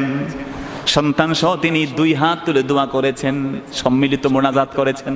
সুবহানাল্লাহ বলেন না? বিতর্কের শেষ নাই ভাইরা, আমি বিতর্কিত বিষয় আজকে বলতে চাই না। কন্ট্রোভার্সিয়াল ইস্যু এত বেশি, মুসলমানদের মধ্যে কন্ট্রোভার্সি এত বেশি যে আমরা যেই জায়গাতে কথা বলি সেখানে একটি বিতর্কের সূচনা হয়। অতএব আজকে আমরা বিতর্কে যেতে চাই না। কেউ না করলে অসুবিধার কিছু নাই। নামাজের পরে দোয়া করা ফরজ না, ওয়াজিব না, এটা নামাজের পার্ট, পজিশন কিচ্ছু না। যদি আপনি না করেন আপনি গুনাহগার হবেন না। কিন্তু এগুলো নিয়ে প্লিজ সমাজে আর ফিতনা ছড়াবেন না। নবীর কোন সাহাবী ছিলেন আলা আল হাদরামি। আলা আল হাদরামি তার ইতিহাস লিখেছেন ইবনে কাসির রাহিমাহুল্লাহ। তিনি বলছেন যে আলা আল হাদরামি যখন যুদ্ধে গেছেন তখন তিনি এক মরুভূমিতে গিয়ে দেখলেন যে কিচ্ছু নাই। তিনি তার উট সহ সেখানে একটু বসেছেন। উট সহ বসার পরে আলা আল হাদরামি একটু ঘুমিয়ে গেলেন। উঠে দেখেন উট, গরু কিচ্ছু নাই, পানি পর্যন্ত, কম্পাস সব নিয়ে পালিয়ে গেছে। জীবনের উপরে তিনি হতাশ হয়ে গেলেন। ফজরের নামাজ যখন আদায় করেছেন, হাদিস শরীফের মধ্যে আসছে আলা আল হাদরামি তিনি হাঁটু গেড়ে বসলেন। হাঁটু গেড়ে বসে দু হাত তুলে মাবুদের দরবারে কান্নাকাটি শুরু করলেন। সুবহানাল্লাহ। তার বন্ধুরা যারা ছিলেন তারাও পিছনে হাত তুলে আমিন আমিন বলা শুরু করেছেন। আলা আল হাদরামি দু হাত তুলে যখন দোয়া করা শুরু করলেন, তার বন্ধুরা পিছনে আমিন আমিন বলা শুরু করেছেন। উলামায়ে কেরাম, মুহাদ্দিসিন আযম বলেছেন, নবীর এই প্রিয় সাহাবী হাত নামাতে পারেন নাই। হাত নামানোর আগেই দেখলেন হারিয়ে যাওয়া উটগুলো আবার আলা আল হাদরামির দিকে হন্যে হয়ে ছুটে আসছে। বন্ধুরা আমার, বিনয়ের সাথে বলি, এটা তো একেবারে স্পষ্ট হাদিস হুবহু। এছাড়াও মনে রাখতে হবে অনেক কাজ রাসূল সাল্লাল্লাহু আলাইহি ওয়াসাল্লাম যা করেন নাই সেটা করা যাবে না, এটা কোনো উসুল না। যদি রাসূল মানা না করেন, রাসূল যা করেন নাই সেই কাজ যদি প্রিয় নবী নিষেধ না করেন, আর ওই কাজ তার মৌখিক হাদিস দিয়ে জায়েজ হয়, তাহলে সেটি করতে কোনো অসুবিধার কিছু নাই। যেমন আপনি বলেন কোরআনুল কারীম একসাথে ছিল না ভাইয়েরা আমার। আবু বকর সিদ্দিক রাদিয়াল্লাহকে যখন ওমর ইবনে খাত্তাব এসে বললেন আলাইনা আন নাজমা আল কোরআন, আমাদেরকে we have to gather whole Quran, আমাদেরকে কোরআন শরীফকে গ্যাদার করতে হবে, এক করতে হবে, আমি ভয় পাচ্ছি যাহাব আল কোরআন, কোরআন শেষ হয়ে যাবে। আবু বকর বললেন কাইফা নাফআলু শাইআন লাম ইয়াফআলু রাসূলুল্লাহ, এমন কাজ কেমনে করব যেই কাজ রাসূল করেন নাই।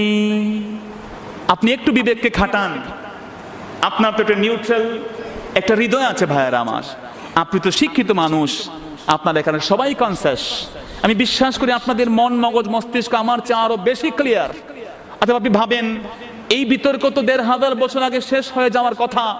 আবু বকর সিদ্দিক রাদিয়াল্লাহু বললেন কেমনে এমন কাজ করব যেই কাজ রাসূল করেননি। তিনি তো কোরআনকে এক করে জাননি। ওমর রাদিয়াল্লাহু বারবার তিনি প্রেসার ক্রিয়েট শুরু করলেন। তিনি বলেন না, রাসূল তো মানাও করেন নাই। চিল্লাই করেন না সুবহানাল্লাহ। রাসূল অনেক কাজ মানা করেছেন, সাহাবীরা সময় বুঝে তা আবার ঠিকঠাক করে নিয়েছেন। রাসূল বলেছেন লা তাকতুবু আন্নি গায়রাল কোরআন। আপনার বিবেককে প্রশ্ন করেন, বিশ্বনবী বলেছেন খবরদার তোমরা আমার থেকে কোরআন শরীফ ছাড়া কিছু লেখো না, কোরআন শরীফের আয়াত ছাড়া কোনো কিছু লেখা জায়েজ নাই। কিন্তু বলেন সাহাবীরা হাদিস লিখে রাখেন নাই? সাহাবীরা হাদিসও লিখে রেখেছিলেন ভাইয়েরা আমার। রাসূল বলেছেন কেন?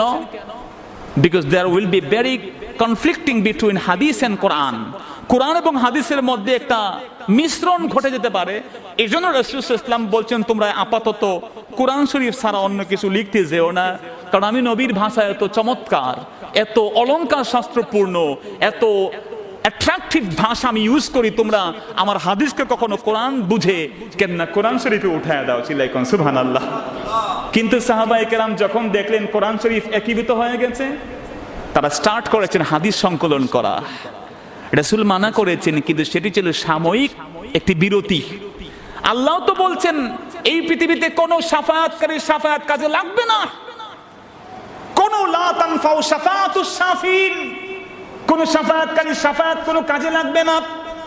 কিন্তু আপনাকে বুঝতে হবে এটি ছিল সাময়িক একটি স্থগিতাদেশ, তার মানে হলো একটা দীর্ঘ সময় কিন্তু কোনো শাফায়াত কাজে লাগবে না। আপনারা সবাই জানেন সেই ইতিহাস, আদম থেকে ঈসা পর্যন্ত সবাই আমরা দৌড়াবো যে প্লিজ একটু রিকোয়েস্ট করেন, প্লিজ প্লিজ একটু আপনি আমাদের জন্য একটা অ্যাপেল করেন। সবাই বলেন we are not the right person, এর জন্য আমরা সঠিক মানুষ না। ইজহাব ইলা হাজা হাজা, অমুকের কাছে যাও। সবার শেষে আমার নবীর কাছে যখন আসা হবে, রাসূল তখন সুপারিশ করে বসবেন, তখন কোরআন শরীফের শাফায়াত স্টার্ট হয়ে যাবে। জুড়ে বলেন সুবহানাল্লাহ। এই হাফেজে কোরআনটা শাফায়াত করবে। রাসূল বলেছেন যে ব্যক্তি কোরআন শরীফ পড়লো, এর হালালকে হালাল মানলো, হারামকে হারাম মানলো, আদখালাহুল্লাহু বিহিল জান্নাহ, আমার আল্লাহ ওই ব্যক্তির কোরআনের বদৌলতে তাকে জান্নাতের মালিক বানিয়ে দিবে। শুধুমাত্র তাই না, ওই মানুষটিকে বল জান্নাতে একা যাবে না, যে কোরআনওয়ালা কোরআন শরীফের আমল করলো, নিজের উপরে চললো, ওই ব্যক্তির বংশের অথবা পরিচিত কমপক্ষে 10 জন মানুষ যার উপরে জাহান্নাম ওয়াজিব হয়েছে, তাদের ধরে ধরে সে জান্নাতি বানিয়ে দিবে। বিশ্বাস আপনি করবেন। আমাদের পাশের আপনাদের আশপাশে, আমি নাম বলছি না, একটা হসপিটালে এক ডাক্তার, তিনি একজন হাফেজে কোরআনকে তিনি অপারেশন করলেন, 60,000 টাকা হয়ে গেছে তার বিল। বাবা তো তটস্থ যে আমি কেমনে বিল দিব, আমি গরিব মানুষ, কষ্ট করে ছেলেকে আমি হাফেজ বানিয়েছি। কথা বলেন আছে না নাই? কষ্ট করে ইঞ্জিনিয়ার বানিয়েছেন, কষ্ট করে ডাক্তার বানিয়েছেন, যেমন অনেক কষ্ট করে অনেক নিম্নবিত্ত মধ্য আয়ের নিম্ন আয়ের মানুষ কষ্ট করে হাফেজে কোরআন বানিয়েছে, যে কোরআনের হাফেজরা গোটা বিশ্বের বুকে বাংলার মানকে সম্মানকে উজ্জ্বল করছে। কথা বলেন ঠিক কিনা? শত শত দেশের হাফেজে কোরআনকে ডিফিট করে এই কম্পিটিশনে তারা ফার্স্ট হয়ে বাংলাদেশে আগমন করছে। চিল্লাইকুন সুবহানাল্লাহ। এই জন্য ভাইয়ের আমার, সে হাফেজে কোরআন তার অপারেশন হলো, ডাক্তার যখন ডাকলো আপনার বিলটা যখন পেমেন্ট দিবেন আমার কাছে আসবেন, পেমেন্টের আগে ডাক্তারের কাছে বাবা চলে গেল, ভয়ে ভীত, কেমনে টাকা জোগাড় করবে, একটু সময় চাইবে। ডাক্তার বলে চলেন আপনার সন্তানটাকে একটু দেখে আসি। বাবা তো ভয় পেয়ে গেছে, কেন না আবার যে সে একটু ঘুরে যাবে, আরো তো কিছু টাকা অ্যাড হবে। বললো ডাক্তার সাহেব মোটামুটি ছেলে তো সুস্থ, নিয়ে যাই। বলেন একটু দেখি আপনার সন্তানটাকে। বাবা বুঝতে পারেন এই ডাক্তার কি চান। গিয়ে যখন শিওরে বসলেন, তিনি জানলেন এই ছেলেটা হাফেজ। তার উস্তাদ বলেন ডাক্তার সাহেব সে খুব ভালো হাফেজ, মাত্র 1 বছরে সে গোটা কোরআন শরীফ মুখস্থ করছে। চিল্লাইকুন সুবহানাল্লাহ। ডাক্তার সাহেব বলেন বাবা শোনো, তোমার আমি অপারেশন করেছি, আমার বাংলাদেশে ঢাকা শহরের কাহিনী আমি আপনাকে বলছি। ভাইয়া আমার, তুমি আমাকে একটি কথা দাও। আমি শুনেছি বিশ্বনবীর হাদিসে আল্লাহ রাসূল বলেছেন হাফেজে কোরআন যারা পড়বে তার পরিচিত 10 জন জাহান্নামীকে জান্নাতে নিয়ে যাবে। তুমি একটি কথা দাও, বিল টিল কিছু লাগবে না, আমি তোমার একজন চাচা, গোটা জীবন আমি অন্যায় করেছি রে বাবা, তুমি কথা দাও কিয়ামতের দিন যদি তুমি সেই ক্ষমতা পাও, তোমার এই অভাগা চাচাটাকে জান্নাতে নিয়ে যাবা। চোখের পানি ছেড়ে দিয়ে এই ছেলেটা বলছে চাচা আমি আপনাকে কথা দিলাম, যদি আমার আল্লাহ এই কোরআনে পাকের বদৌলতে আমাকে সেই সুযোগ দেন, আমি আপনাকে ইনশাআল্লাহ ভুলবো না। চিল্লাইকুন সুবহানাল্লাহ। অতএব বুদ্ধিমান তো সে, আল কাইয়িস মান দানা নাফসা ওয়া আমিলা বিমা ফিল গাদ। বুদ্ধিমান ক্লেভার হচ্ছে সে, যেই মানুষটা হিসেব করে আগামী দিন কি হবে এবং কাজ করে আগামী দিনের হিসেবটা সে আগেই ঠিকঠাক করে নেয়। আমাদেরকে কিছু কাজ এমন করতে হবে, সন্তানদের জন্য ব্যাংক ব্যালেন্স করে যাবেন, সন্তান কি খাবে না খাবে সেই চিন্তা খুব করেন ভাইয়েরা আমার। কিন্তু আমরা ওই মানুষগুলো যারা ফ্ল্যাটে উঠলে দক্ষিণের বাতাস পাবো কিনা সেই চিন্তা খুব করি, আমার ফ্ল্যাটটা কোন জায়গাতে হবে সেই হিসেব করি, রিক্সা ভাড়া বাঁচবে কিনা, বাজারঘাট থেকে আমি সহজে আসতে পারবো কিনা, বাথরুমের টাইলস গুলা কি হবে। শুধুমাত্র তাই না, বরং কোন জায়গাতে ফ্ল্যাট কিনলে কেমন হবে তার জন্য আমরা উকিল নিয়োগ করি, পরামর্শ নিয়োগ করি, বিডি প্রপার্টির কাছে গিয়ে আমরা ধর্ণা দেই। এমন কোন জায়গা নাই পরামর্শ বাকি আছে। যে কিনেছে তার কাছে বারবার যাই, কিন্তু এমন বহু প্রমাণ আছে আমার নিজের চোখে দেখা আমার ভাইয়েরা, যেই দিন ফ্ল্যাটটাতে মানুষটা উঠবে সেই দিন ফ্ল্যাটে উঠতে পারে নাই, বরং যায় নামাজের খাটিয়াতে উঠে গেছে। কথা বলেন ঠিক কিনা? কিন্তু আমরা যেই জায়গাতে যাব, যেখানে আমার থাকাই লাগবে, যেই জায়গাতে আমি বসবো, গ্যারান্টি একটা সেকেন্ডের নাই, কিন্তু যেই জায়গাতে আমাকে দিনের পর দিন, বছরের পর বছর, যুগের পর যুগ অন্ধকার সেই জমিনে থাকতে হবে, তার কিন্তু গ্যারান্টি দিয়েছেন যিনি, তিনি কে? ফিহা নুঈদুকুম, তোমাদেরকে এই মাটি থেকে আমি উঠিয়েছি, ওই মাটিতেই তোমাদেরকে আবার ফিরিয়ে নেব। চিল্লাই কোন সুবহানাল্লাহ। সেই জন্য আমাদের কিছু কাজ করা দরকার আছে না নাই? এই জন্য বলছিলাম যে এই পৃথিবীর বুকে ভাইয়েরা আমার অনেক কিছু অর্গানাইজড ওয়েতে করা হয়। আল্লাহ রাসূলের হাদিস এবং কোরআন আমাকে বুঝে শুনে আমল করতে হবে। রাসূল বলেছেন চাষতের নামাজ কখন পড়বে? হিনা তারমাদুল ফিসাল, যখন মাটি গরম হবে, পা রাখতে গেলে মাটি সেত করে পা জ্বলা দিবে, তখন তুমি চাষতের নামাজ বা সালাতুদ দুহা পড়ো। চাষতের নামাজ আপনারা জানেন তো ভাইয়েরা আমার, সেটা হচ্ছে যখন সূর্য উঠে যায়, মাটিটা একটু গরম হয়, তখন চাষতের নামাজ পড়তে হয়। রাসূলুল্লাহ চাষতের নামাজ পড়ছেন কিনা তা নিয়ে ইখতিলাফ হয়ে গেছে। মা আয়েশা বলছেন নেভার এভার রাসূল কখনো চাষতের নামাজ পড়েন নাই। কিন্তু আমরা বলছি আম্মা, আপনার এই কথার মধ্যে আমরা মানতে পারতেছি রে আম্মা, কারণ আপনি ঘরে ঘরে ছিলেন, আমার রাসূল বাহিরে বের হয়ে চাষতের নামাজ পড়েছেন, আপনি দেখেন নাই, এই জন্য বলতেছেন পড়েন নাই। রাসূল কিন্তু চাষতের নামাজ পড়েছেন। যদি নাও পড়েন, তর্কের খাতিরে আম্মাকে আমরা শ্রদ্ধা করে বলছি আম্মার কথা ঠিক, কিন্তু রাসূল বলেছেন যে ব্যক্তি চাষতের 4 রাকাত নামাজ পড়বে, আল্লাহ ওই দিনের সমস্ত প্রয়োজন তার মিটাই দেবেন। জোরে বলেন না সুবহানাল্লাহ। তো রাসূল যদি নাও করেন, কিন্তু তিনি বলেছেন চাষতের নামাজ পড়লে তোমার এই উপকার, আমাদের পড়তে কোনো সমস্যা আছে ভাই? এখন রাসূলুল্লাহ বলেছেন মাটি গরম হলে চাষতের নামাজ পড়বে, কিন্তু যেই শীতের দিন এসে গেছে, খোদার কসম, কুয়াশার ধাক্কায় চাষতের নামাজ তো বলো জোহরের আগেও মাটি গরম হয় না। কথা বলেন ঠিক কিনা? এখন কেউ যদি অতি বুঝমান, অত্যন্ত ইন্টেলেকচুয়াল কেউ এসে বলে ভাই আমি চাষতের নামাজ শীতকালে পড়তাম না, আমি হাত দিয়ে দেখছি মাটি মোটেও গরম না, অতএব আমাকে এটা পড়া লাগবে না, আপনি তাকে কি দিয়ে বুঝাবেন ভাইরা? একটু বুঝে, একটু মনকে উজাড় করেন, মনকে উদার করেন, আপনি দেখবেন সব কিছু সুন্দর। যারা আজকে বাংলাদেশকে কাঁপাচ্ছেন, মিলাদুন নবীর নাম নিয়ে পাগলামি করছেন, ঈদে মিলাদুন নবী বললে নাক ছিটকাচ্ছেন, ঈদ হলে নামাজ নাই কেন, তাবারুক নাই কেন, ঈদগাহে কেন যাই না, ঈদ হলে এই করি না কেন, সেই করি না বলে আমাদেরকে কটাক্ষ করে, এটা খুব দুঃখজনক। কারণ ঈদ বলতে আমরা ওই পারিভাষিক ঈদকে বুঝাই নাই, ঈদ বলতে আমরা বুঝিয়েছি শাব্দিক অর্থে ঈদ। ঈদ মানে আমরা খুশি। জুড়ে বলেন সুবহানাল্লাহ।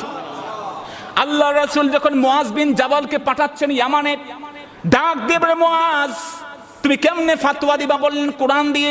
কোরআনে না পালে কেমনে ফতোয়া দিবা? হাদিস দিয়ে, আপনার সুন্নাত দিয়ে। না পেলে কি করবা? আমি ইস্তিহাদ করব।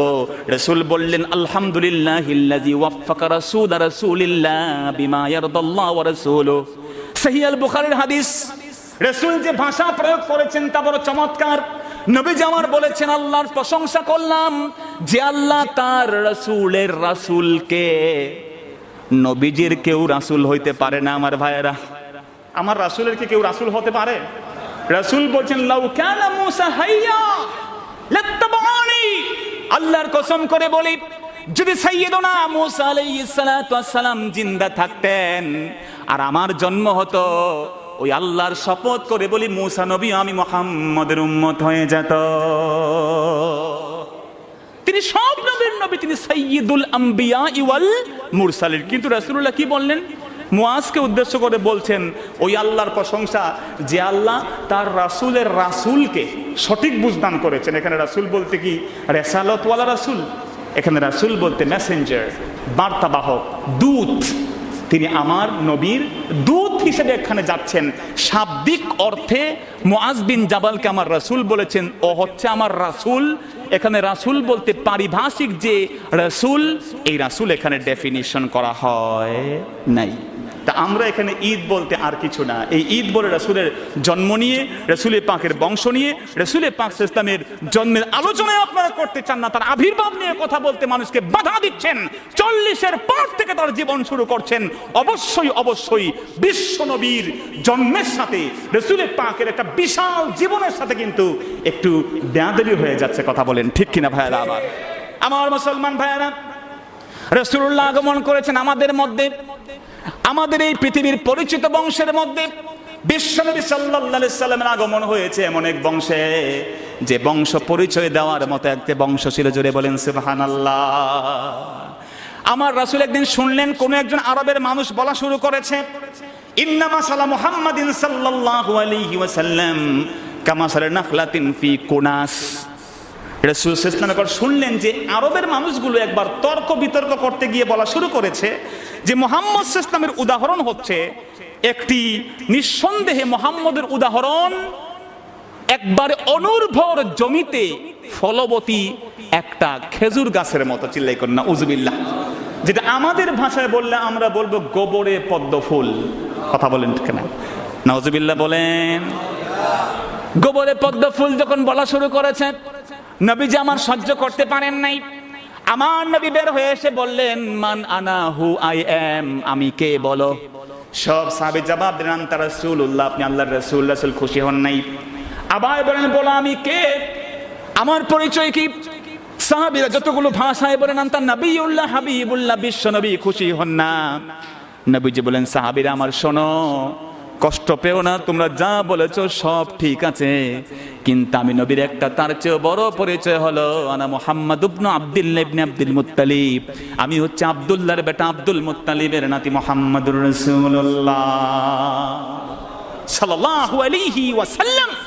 এই জন্য রাসূল আকরাম সাল্লাল্লাহু আলাইহি ওয়াসাল্লাম তিনি এই জগতে আগমন করেছেন এই আরবের ভূমিতে, আরবের সবচেয়ে উত্তম বংশ বনু হাশেমের মধ্যে। একটু জিকির করেন লা ইলাহা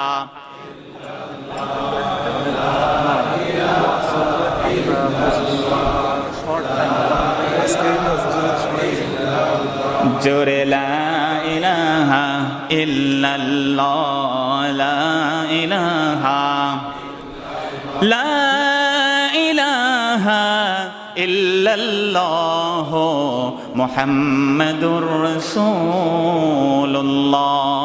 সাল্লাল্লাহু আলাইহি ওয়াসাল্লাম। প্রিয় ভাইরা আমার, রাসূলুল্লাহ সাল্লাল্লাহু আলাইহি ওয়াসাল্লাম এই জগতের সর্বশ্রেষ্ঠ বংশে আগমন করেছেন। রাসূল বলছেন, খোদার কসম, লাম আযাল উনকালু মিন আসলাবিত তাহিরিনা ইলা আরহামিত তাহিরাত। আল্লাহর কসম করে বলে আল্লাহ রাব্বুল আলামিন আমার বাবা আদম থেকে নিয়ে আমার পর্যন্ত, আমার আব্বা পর্যন্ত, আম্মা পর্যন্ত প্রত্যেক পুত পবিত্র বংশে আমাকে জন্ম দিয়েছেন। সুবহানাল্লাহ। সেই রাসূল সাল্লাল্লাহু আলাইহি ওয়াসাল্লাম আগমন করেছেন পবিত্র পুত পবিত্র বংশে, এবং আল্লাহ রাব্বুল আলামিন অন্য আয়াতে বলেছেন, লাকাদ মান্নাল্লাহু আলাল মুমিনিনা ইজ বাআসা রাসূলাম মিন আনফুসিহিম। আল্লাহ পাক মুমিনদেরকে সাহায্য করেছেন, তাদের মধ্যে, তাদের বংশের মধ্যে থেকে একজন রাসূল প্রেরণ করেছেন। জোরে বলেন সুবহানাল্লাহ। শুধুমাত্র তাই না, সাইয়েদনা ইব্রাহিম দুই হাত তুলে দোয়া করে ইসমাইলকে সহ সম্মিলিত মুনাজাত করে বলেছেন, রব্বানা ওয়াবআস ফীহিম রাসূলা, আল্লাহ তাদের মধ্য থেকে একজন রাসূল প্রেরণ করেন। সুবহানাল্লাহ। অতএব উত্তর হয়ে গেল যে আল্লাহ ইউরোপে পাঠান নাই, আফ্রিকায় পাঠান নাই, ভারতে পাঠান নাই, শ্রীলঙ্কায় পাঠান নাই, অন্য কোথাও পাঠান নাই, রাসূলকে পাঠাইছেন আরবে। এর ভৌগোলিক ইম্পর্টেন্সের কারণে, আর দ্বিতীয় এর হিস্টোরিক্যাল ব্যাকগ্রাউন্ডের কারণে। যেহেতু এই জমিন থেকে পৃথিবী শুরু হয়েছে এবং এই জমিনে হাজার হাজার না লক্ষাধিক নবী এবং রাসূলের কদম পড়েছে। জোরে বলেন সুবহানাল্লাহ। আমার ভাইয়েরা, রাসূল যখন আগমন করবেন তার আগের প্রেক্ষাপটটা আরো মারাত্মক ছিল, কারণ ওই সময়টাতে সাইয়েদনা ঈসা থেকে আমার রাসূলের জীবন ইতিহাসে প্রায় 575 বা 76 বছর, কেউ কেউ 600 বছর বলেছেন। যেহেতু এই অল্পটাকে আর বাদ দিয়ে বলেছেন সিত্তুমি আতি আম, রাসূল এবং ঈসার মাঝখানের গ্যাপ ছিল প্রায় 600 বছর। এই বছরে এতগুলো বিষয় ঢুকে গেছে যে আরবরা সামাজিকভাবে কন্যা সন্তানকে জীবন্ত পতন করত। কন্যা সন্তান হলে মুখ কালো হয়ে যেত, জল্লা ওয়াজহুহু মুসওয়াদ্দা ওয়া হুয়া কাযীম। রাজনৈতিকভাবে তারা অত্যন্ত গোয়ার প্রকৃতির ছিল। পলিটিক্যাল ক্ষেত্রের পাশাপাশি তারা অর্থনৈতিক ক্ষেত্রে তারা কিন্তু জোর জবরদস্তি জুলুমের রাজ কায়েম করেছিল। যেই জায়গাতে একজন এমন নবী আগমনের প্রয়োজন ছিল যার বংশ, যার মর্যাদা, যার ঐতিহ্য এত প্রমিনেন্ট হবে, পৃথিবীর মানুষ যেন তাকে নবী বলতে স্বীকার করতে কোনো প্রকারের দায়, কোনো প্রকারের চিন্তা তাদের মনে না আসে, জুড়ে বলেন সুবহানাল্লাহ। রাসূল আগমন করেছেন যেই বংশে, সেই বংশ কেমন বংশ ছিল এবং তার নিরঙ্কুশতা কেমন ছিল তা আমার রাসূল নিজে প্রকাশ করে গেছেন। রাসূল বলছেন, আমি এমন এক পুত পবিত্র বংশে, আমার বংশের সবাই ছিল সৎকর্মশীল। উলিদতু বিন নিকাহিন লা মিন সিফা, আমি বিবাহের বৈধ সন্তান, আমার বংশের মধ্যে কোনো জাহিলি কিচ্ছু লাগে নাই, জোরে বলেন সুবহানাল্লাহ। কিন্তু হাদিস শরীফের মধ্যে এসেছে, আল্লাহর নবীকে এক ব্যক্তি এসে বলেন, আইনা আবি, ও আমার নবী, আমার বাবা কোথায়? এই কথাগুলো একটু খেয়াল করে শুনবেন, সময় বেশি পাবো না। বিশ্ব নবীকে একজন সাহাবী এসে বললেন, একজন অমুসলিম এসে বললেন, রাসূল আমার বাবা কোথায়? রাসূল বলেন, আবুকা ফিন্নার, তোমার বাবা কোথায় আছেন? জাহান্নামে। নার মানে জাহান্নাম, হেল ফায়ার, তোমার বাবা আছেন জাহান্নামে। লোকটি খুব কষ্ট পেলেন, তারপরে ফিরে যাচ্ছেন। রাসূল ডেকে বলেন, শোনো আমার বন্ধু, আবুকা ও আবি ফিন্নার, তোমার আব মানে বাবা, ফাদার, তোমার বাবা এবং আমার বাবা দুজনেই জাহান্নামে। আল্লাহু আকবার বলেন। এই জন্য আমি বলছি যে আজকে ভোলাতে আমার রাসূলের শানে আঘাত করেছে বলে মুসলমানরা তাদের রক্ত দিয়ে বাংলার মানচিত্র বানিয়ে তার প্রতিবাদ জানিয়েছেন। কথা বলেন ঠিক কিনা? মুসলমানদের এই দেশে আমরা মাথা গরম করবো না, আমরা কথা বলবো না, তোর জিহ্বা টেনে ছিঁড়ে ফেলবো, এগুলো আর একটু ব্যাড রিয়েক্ট করে, নেগেটিভ রিয়েক্ট করে। আমরা বৈধভাবে যৌক্তিকভাবে বলবো যে ভাই, তুমি যে আমার নবী সম্পর্কে এই কটূক্তি করেছো, তোমার জ্ঞানের অভাব আছে। কথা বলেন ঠিক কিনা? তুমি যে রাসূল সম্পর্কে তার কথাগুলো বলছো, তার বহু বিবাহ নিয়ে কথা বলছো, তা নিয়ে আমাদের সালেহ হিসেবে আলোচনা করবো, ওসমান গনি সাহেব আলোচনা করবেন। রাসূল কেন একাধিক বিয়ের কারণ কি ছিল? রাসূল বিয়ে করেছেন 25 বছর বয়সে আম্মাজান খাদিজাকে, তার বিবি খাদিজা 40 ঊর্ধ্ব একজন মহিলা, আরো 25 বছর সংসার করেছেন একজন প্রায় বৃদ্ধ মহিলার সাথে। 50-52 বছর পর্যন্ত নবী একজন প্রায় বয়োবৃদ্ধ, একজন অত্যন্ত বার্ধক্য বৃদ্ধা মহিলার সাথে তিনি সংসার করেছেন। তার ইচ্ছে যদি কেবল এই টাইপের যা তোমার ধারণায় তা যদি হতো, তাহলে আমার রাসূল একজন বৃদ্ধা মহিলাকে 25 বছর তার যৌবন তাকে নিয়ে কাটাইতেন না। কথা বলেন ঠিক কিনা? এই জন্য ভাইয়েরা আমার যারা অমুসলিম ভাইয়েরা, তাদেরকেও ক্লারিফাই করতে হবে। আমরা স্পষ্ট করেছি, কোন মুসলমান যদি ইসলামের নামে বোমাবাজি করে, ইসলামের নামে কাউকে মুসলমানকে হত্যা করে, কোর্টে বোমা মারে, বাড়িতে বাড়িতে গিয়ে আক্রমণ করে, অমুসলিমদের মন্দির আঘাত করে, আমরা বলবো তার পরিচয় সে মুসলমান না, সে একজন কাট্টা সন্ত্রাসী। কথা বলেন ঠিক কিনা? ঠিক তেমনি হিন্দু ভাইদেরকে, বৌদ্ধদেরকে, খ্রিস্টানদেরকে, অমুসলিম তাদেরকেও ক্লারিফাই করতে হবে। আল্লাহকে নিয়ে, কাবা ঘরকে নিয়ে, প্রিয় মুহাম্মদ ইসলামকে নিয়ে যদি কেউ বাজে কথা বলে, তার পরিচয় সে হিন্দু না, সে বৌদ্ধ না, সে খ্রিস্টান না, সে ইহুদি না, সে হচ্ছে একজন কুখ্যাত সন্ত্রাসী। সন্ত্রাসী সন্ত্রাসী কথা বলেন ঠিক কিনা? এ বিষয়কে খেয়াল করতে হবে। পুলিশ ভাইদেরকে, আমি তো নামাজ পড়ে আমাদের হেডকোয়ার্টারে রাজারবাগে, সেখানে অসংখ্য গণিত 100 জনের উপরে এসপি ডিসি ভাইয়েরা, তারা কিন্তু আমার জুমার মুসল্লি, আমার সাথে তারা জুমার নামাজে পার্টিসিপেট। আমি বলতে চাই, আপনারাও সীমা লঙ্ঘন করবেন না। যে জিনিসটা আপনার কাছে আছে ওটা একটু গুছিয়ে রাখেন। যদি আপনি এটিকে সব সময় ইউজ করেন, তখন এইটার কিন্তু ভয় আর বাকি থাকবে। কথা বলেন, বাকি থাকবে। এবং মুসলমানকে অন্তত বিশ্বনবীর ইজ্জতের মহব্বতের যেই চেতনা আছে, সেই চেতনাকে গুলি দিয়ে কিন্তু দমাই রাখা যাবে না। এটা মনে রাখতে হবে যে আপনি একটু অস্ত্র যেটা শেষ ওটা কাছে রাখেন ভাইয়েরা আমার, ওইটা এত মিস ইউজ করলে ওইটার মূল্য কিন্তু এক সময় থাকবে। এই জন্য মুসলমান ভাইয়েরা আমার, যেমনি অমুসলমানরা আমার নবীর শানে আঘাত করেছে, একদল বন্ধুরা আছে, আমি বিনয়ের সাথে বলি, তারাও বলা শুরু করেছেন, নবী আমার যত বড় মানুষ হন না কেন, তার বংশেও এমন কিছু ছিল যা বলা যায় না। বলতে বলতে তারা হাদিস পেশ করে বলেন, বিশ্বনবী বলেছেন আমার বাবা জাহান্নামে, তোমার বাবাও জাহান্নামে, অতএব আমার বাবা রাসূলের বাবা এবং মা তারা জান্নাতি ছিলেন না। নাউজুবিল্লাহ। আমি সময় বেশি পাবো না, জন্য বলছি বিনয়ের সাথে সংক্ষিপ্ত আকারে দুটো কথা বলি। ভাইয়ের আমার, রাসূলুল্লাহ বলেছেন আবুকা ওয়া আবি ফিন্নার, সহিহ মুসলিমের হাদিস। রাসূল বলেছেন আমার বাবা তোমার বাবা জাহান্নামে। বিনয়ের সাথে বলি, আরবরা বাবা শব্দ দুটো শব্দ দিয়ে বোঝায়, একটা হচ্ছে আব আর একটা ওয়ালেদ। ওয়ালিদুন মানেও বাবা, ওয়ালিদুন মানে কি জোরে বলেন না, বাবা। আর আবুন মানেও কি, বাবা। আবুন মানে যেই বাবা, আর ওয়ালেদ মানে যেই বাবা, এক কিন্তু নয়। আল্লাহ বলছেন তাব্বাত ইয়াদা আবি লাহাবি ওয়া তাব। ওয়া তাবাব মানে হলো ধ্বংস, হালাক মানেও ধ্বংস। আল্লাহ পাক আবু লাহাবের ক্ষেত্রে আবু লাহাব হালাক হয়ে গেছে, ধ্বংস হয়ে গেছে বলেন নাই, বলছেন তাব্বাত ইয়াদা আবি লাহাবি ওয়া তাব।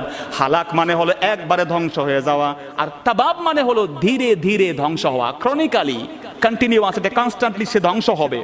আবু লাহাব কিন্তু একদিনে ধ্বংস হয় নাই, সন্তান ধ্বংস হয়েছে, হাতে পচন শুরু হয়েছে, ধীরে ধীরে সে মৃত্যুর উপরে ঢলে পড়েছে। আল্লাহু আকবার বলেন। আরবি শব্দ একই অর্থের অনেকগুলো সিনোনিম থাকে, সেগুলোর ডিফারেন্স থাকে। আব মানে হলো সব, আব মানে জন্মদাতা পিতা, যেমন আব মানে দাদাও বোঝায়, আব মানে চাচাও বোঝায়। এই জন্য আল্লাহ বলছেন মিল্লাতা আবিকুম ইব্রাহিম হুয়া সাম্মাকুমুল মুসলিমিন, তোমাদের জাতির পিতা হচ্ছেন ইব্রাহিম, তোমাদের নাম রেখেছেন তিনি মুসলমান। বিনয়ের সাথে বলি আমাদের সবার জন্মদাতা পিতা কিন্তু ইব্রাহিম নন। আল্লাহ বলছেন মিল্লাতা আবিকুম ইব্রাহিম।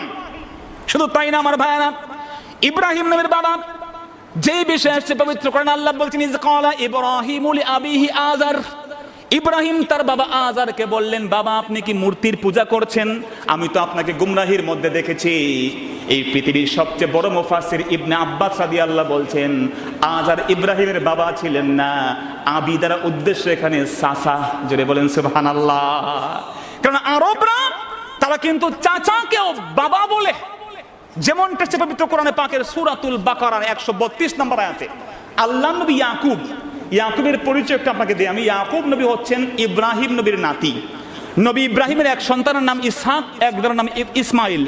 ইসহাকের সন্তান ইয়াকুব, যেটা বলেন ইসহাকের সন্তানকে ইয়াকুবের সন্তান ইউসুফ সহ তার 11 জন ভাই। যখন ইয়াকুব তার সন্তানদেরকে ডাকলেন যে আমি তো মরে যাব, ও আমার সন্তানরা তোমরা কার ইবাদত করবে আমি মরে যাওয়ার পরে? আল্লাহর ইবাদত করবে না অন্য কিছু? সন্তানরা তখন জবাব দিলেন, ইয়াকুব নবীর সন্তান তারা জবাব দিলেন, বাবা না'বুদু ইলাহাকা, আমরা আপনার ইলাহ আল্লাহর ইবাদত করব। জোরে বলেন সুবহানাল্লাহ। শুধু তাই না বাবা, ওয়া ইলাহা আবাইকা ইব্রাহিম ওয়া ইসমাঈল ওয়া ইসহাক, আমরা আপনার আব্বা ইব্রাহিমের আল্লাহর ইবাদত করব, আপনার আব্বা ইসমাইলের আল্লাহর ইবাদত করব, আপনার আব্বা ইসহাকের ইলাহের ইবাদত করব। সুবহানাল্লাহ। আপনার আমার কথা বুঝে থাকলে বলেন, ইয়াকুব নবীর বাবা কিন্তু ইব্রাহিম ছিলেন না, হি ওয়াজ দ্য গ্র্যান্ডফাদার। তিনি ছিলেন ইব্রাহিম আলাইহিস সালাম, ছিলেন ইয়াকুবের দাদা। জোরে বলেন সুবহানাল্লাহ। কিন্তু পবিত্র কোরআনে পাকে আল্লাহ বলছেন আবাইক, আপনার আব্বা। ইসহাক আলাইহিস সালাম তার বাবা ছিলেন, কিন্তু ইসমাইল তার বাবা ছিলেন না, ছিলেন তার চাচা। পবিত্র কোরআনে ইসমাইলকে ইয়াকুব নবীর আব্বা বলা হয়েছে। এটি এক্সপ্রেশন ছিল, এটি ছিল বহিঃপ্রকাশ। আমরা তো চাচাকে ছোট আব্বা বলি, বড় চাচাকে বড় আব্বা বলি। কথা বলেন ঠিক কি না? এই জন্য আল্লাহ নবী যে কথা বলেছেন তা আপনাকে বুঝে শুনে আমল করতে হবে। রাসূলুল্লাহ বলেছেন আমার বংশ আদম থেকে নিয়ে সবগুলো বংশের মা এবং বাবা ছিলেন পবিত্র। আর আল্লাহ বলছেন ইন্নামাল মুশরিকুনা নাজাস, মুশরিকরা হলো অপবিত্র। আল্লাহ বলছেন মুশরিকরা অপবিত্র, আর রাসূল বলছেন আমার বংশ সবাই পবিত্র। তাহলে আপনি কেন এই ক্ষেত্রে আমার রাসূলের বংশকে অপবিত্র করতে চাচ্ছেন? আপনার উদ্দেশ্য কখনো ভালো হতে পারে? কথা বলেন, ভালো হতে পারে?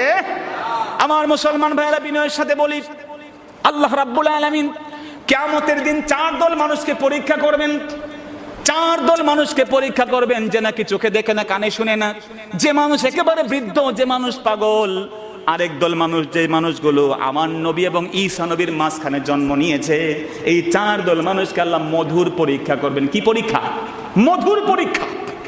মধুর পরীক্ষাটা আল্লাহ জিজ্ঞেস করবেন, ও আমার বান্দারা, এই অন্ধ মানুষ কেন ইসলাম গ্রহণ করস নাই? ওরা বলবে, আল্লাহ চোখে দেখি নাই, কানে শুনি নাই, তা নাহলে তোমার এত মায়ান নবী, তার উপরে কেন ঈমান আনবো না? চিল্লাই কোন সুবহানাল্লাহ। পাগলে কি উত্তর দিবে? আল্লাহ আমি বুঝি নাই, আমাকে তোমার ছোট্ট ছোট্ট বান্দারা আমাকে পাথর মেরেছে, পাগল বলে গালি দিয়েছে রে মাবুদ, আমি বুঝ থাকলে তোমার নবীর উপর ঈমান আনতাম। বিদ্যে কি কথা বলবে, বয়স ছিল না। যখন মুহাম্মদের দাওয়াত শুনেছি তখন একেবারে কবরে আমাদের এক পা। শেষ পর্যন্ত আল্লাহ রাব্বুল আলামিন ওই মানুষগুলোকে ডাকবেন যারা ঈসা নবীর পরে আমার নবীর মাঝখানে ফাতরাতের জামানা, যেই জামানাতে কোনো রাসূল আসেন নাই। আর আল্লাহ বলছেন, আমি আল্লাহ এমন নই যে আমার বান্দা তাদেরকে রাসূল না আসার মধ্যে ধ্বংস করে দেব। হাত্তা নাবাসা রাসূলা, রাসূল না পাঠিয়ে কাউকে ধ্বংস করব না।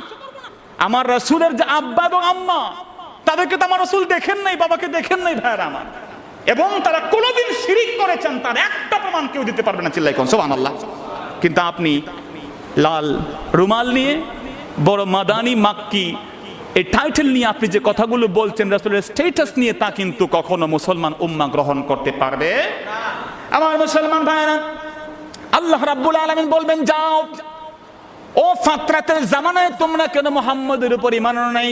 তারা বলবে, আল্লাহ ঈসা থেকে মুহাম্মদ পর্যন্ত 600 বছরের মধ্যে আমাদের জন্ম মৃত্যু হয়ে গেছে, নবী পাই নাই, আমরা তো নবী পাইলে কি ছাড়তাম? আল্লাহ বলেন, ঠিক আছে, একটা ছোট্ট পরীক্ষা এখন করি, দেখি তোমাদের ঈমান কেমন।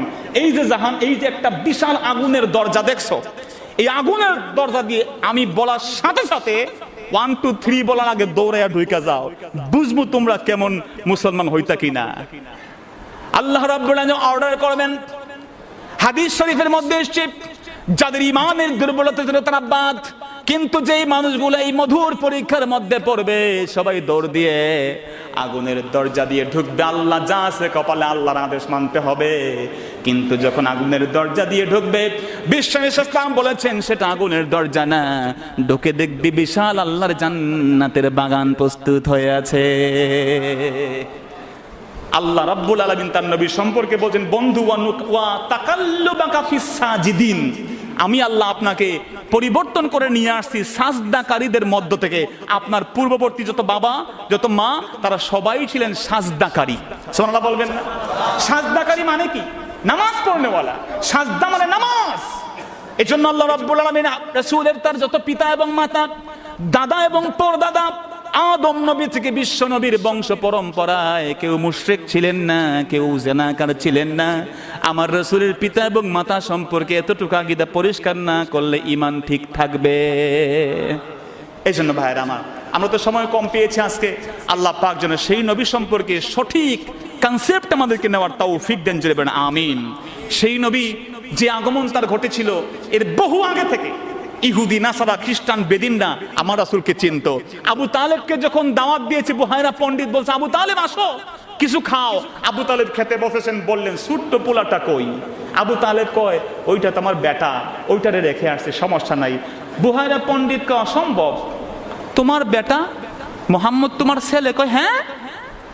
আবু তালেব যখন এই কথা বলেছেন, আমি শেষ করছি, বুহাইরা পণ্ডিত বলে অসম্ভব। আল্লাযী ইয়াজিদুনাহু মাকতুবান, যাকে তারা তাদের কিতাবে পেয়েছে লিখিত মুহাম্মদের নাম, বলল, ও আবু তালেব, আমি দেখেছি তোমাকে এমনি দাওয়াত দেই নাই, যখন দূর দেশ থেকে আগমন করছো তাকিয়ে দেখেছি ছোট্ট ছেলেটা যেখানে যায়, যেই জায়গাতে যায় আকাশের মেঘমালা তাকে ছায়া দিয়ে সামনে এগিয়ে নেয়।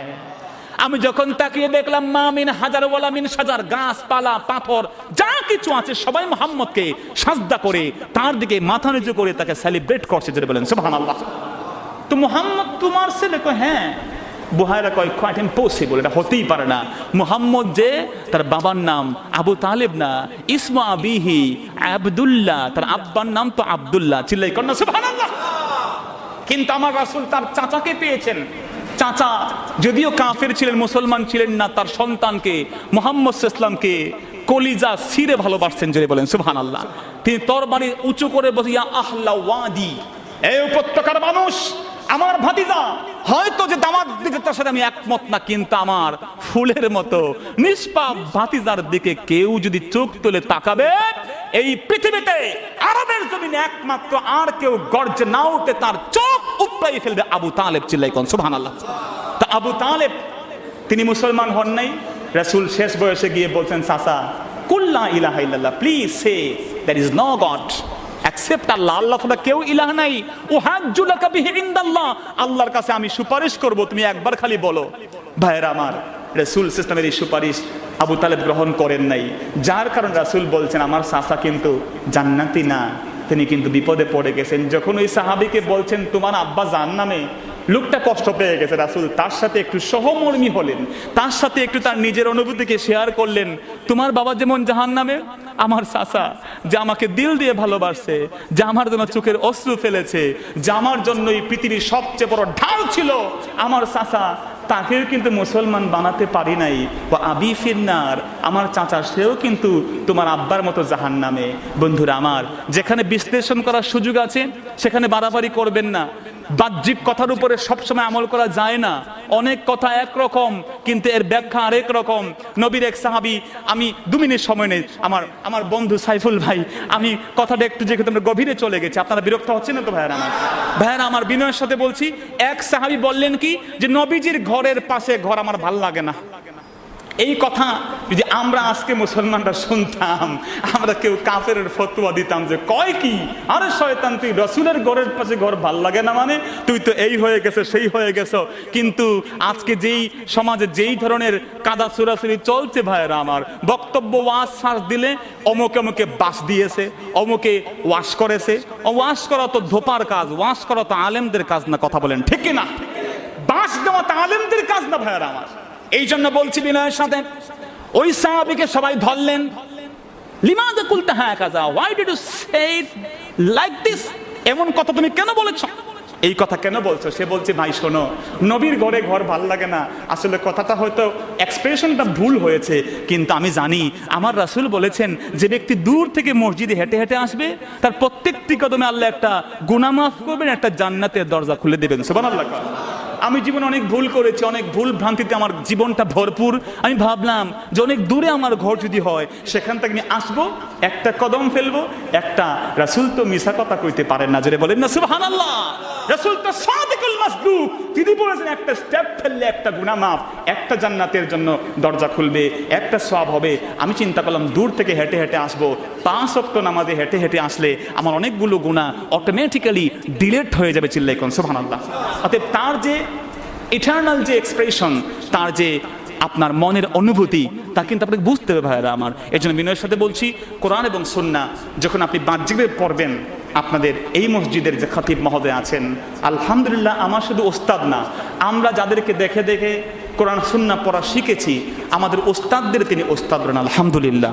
অতএব প্লিজ ভাইয়েরা আমার, আপনি অনেক চমকপ্রদ, অনেক গুছানো, অনেক অর্গানাইজড, অনেক ইনফ্লুয়েন্সিয়াল বক্তব্য শুনবেন, ইউটিউবে পাবেন, টেলিভিশনে পাবেন, কিন্তু প্লিজ আপনার মনোজগৎকে ওই কথার প্রতি ঘুরিয়ে দেওয়ার আগে অন্তত একজন ভিত্তিশীল, একজন এতদালওয়ালা, একজন অত্যন্ত বিবেচক আলেমের শরণাপন্ন হবেন। হুজুর অমুকে তো এই কথা বলেছেন, আসলে ব্যাখ্যাটা কি, হয়তো আমার আপনার মন মগজেতে আসবে না।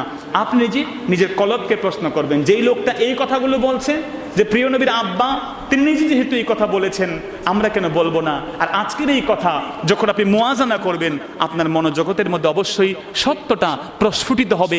ইস্তাফতি কালবাকা ওয়া ইন আফতাকাল মুফতুন, ওলামায়ে কেরাম বলছেন তুমি তোমার কলবকে আস্ক করো। তোমার কলব মুমিনের কলব, এটি কিন্তু বড় নরম একটি কলব, তাকে জিজ্ঞেস করলে সে তোমাকে সঠিক পথের ফতোয়া কিন্তু দিবে। অতএব প্লিজ আমার ভাইয়েরা, ঈমান ধরে রাখা এত কঠিন, রাসূল বলছেন জ্বলন্ত অঙ্গার যেমন হাতে রাখা কঠিন, শেষ জামানাতে ঈমান ধরে রাখা তার বেশি কঠিন হবে। আল্লাহ পাকেই অত্যন্ত ফিতনার জামানাতে, অত্যন্ত এই যে একটি ক্রুশাল মোমেন্টে আমাদের এই ইসলাম এবং দ্বীন এবং শরীয়তের এই নাজুক পরিস্থিতিতে আমাদেরকে সঠিক দ্বীন এবং শরিয়া ধরে রাখার তৌফিক দিন, আমিন। এই সমস্ত মাহফিল আরও গঠিত হোক, এই সমস্ত মাহফিল আরও প্রতিষ্ঠিত হোক, কারণ বিশ্ব মুহাম্মদ ইসলামের জীবনালোচনা, তার জন্ম, তার বংশ, যেই সমস্ত মাহফিলে আলোচনা হয়, অবশ্যই সেখানে আল্লাহর রহমত নাজিল হয়। এই বিশ্বাস আমরা করি। আল্লাহ পাক যেন আমাদেরকে আমাদের নেক নিয়ত অনুযায়ী আমল করার এবং আমাদের বিশ্বাসকে স্থিতি করার তৌফিক দিন, আমিন।